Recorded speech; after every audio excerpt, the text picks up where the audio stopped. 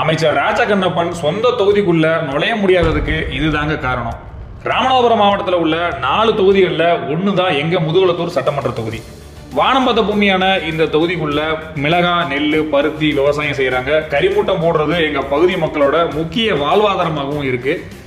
எங்க தொகுதியில திமுக, அதிமுக 2 கட்சியும் மாறி மாறி ஜெயிச்சிருக்கு. ஆனா இந்த மாதிரி ஒரு எம்எல்ஏவை எங்க தொகுதி பார்த்ததே இல்லை. இதுல அவருக்கு அமைச்சர் பொறுப்பு வேற.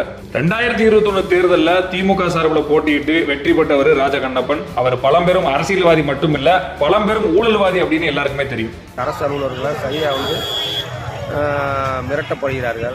இதை முத்திர ஐயப்பன் கோயில் சம்பந்தமாக நீதிமன்ற உத்தரவு வாங்கி வச்சிருக்கோம். பேரூராட்சி கடைகள் சம்பந்தமாக நீதிமன்ற உத்தரவு வாங்கி வச்சிருக்கோம். அது எல்லா விஷயத்திலையுமே அமைச்சர் தலையீடு இருக்குது. இதனால் அமைச்சர் மிகவும் எதுவாக இருந்தாலும் சரி டைரக்டாக மிரட்டப்படுறாரு அதிகாரிகளை. இதனால் தொகுதி மக்கள் அதிருப்தியில் இருக்காங்க. இப்போ வனம் மற்றும் கதர்துறை அமைச்சராக இருக்கிற எங்க எம்எல்ஏ ராஜகண்ணப்பன் கொடுத்த வாக்குறுதியில 90% வாக்குறுதியை இப்போ வரைக்கும் நிறைவேற்றல. காவிரி குண்டாறு திட்டத்துல மலட்டாரை இணைக்கிறது, மலட்டாறுல தடுப்பணை கட்டுறது, பார்த்திபனூர்ல இருந்து முதுகுளத்தூர் பகுதிக்கு பரளையாறு இணைப்பின் மூலமா குடிநீர் பிரச்சனையை தீர்க்கிறது, ஆடு வளர்ப்போரின் நலன்களை பாதுகாக்க நலவாரியம் அமைப்போம் அப்படின்னு சொன்னது, ராமநாதபுரம் தூத்துக்குடி நெடுஞ்சாலையை 4 வழி சாலையா மாற்றுவேன்னு சொன்னது, முதுகுளத்தூர், கமுதி, சாயல்குடி பேரூராட்சிகள்ல பாதாள சாக்கடை திட்டம், கடலாடி ஒன்றியத்திலிருந்து சிக்கல், சாயல்குடி பகுதிகளை தனி ஒன்றியமா மாத்துறது, இப்படி வாக்குறுதியா அள்ளி வீசினார்.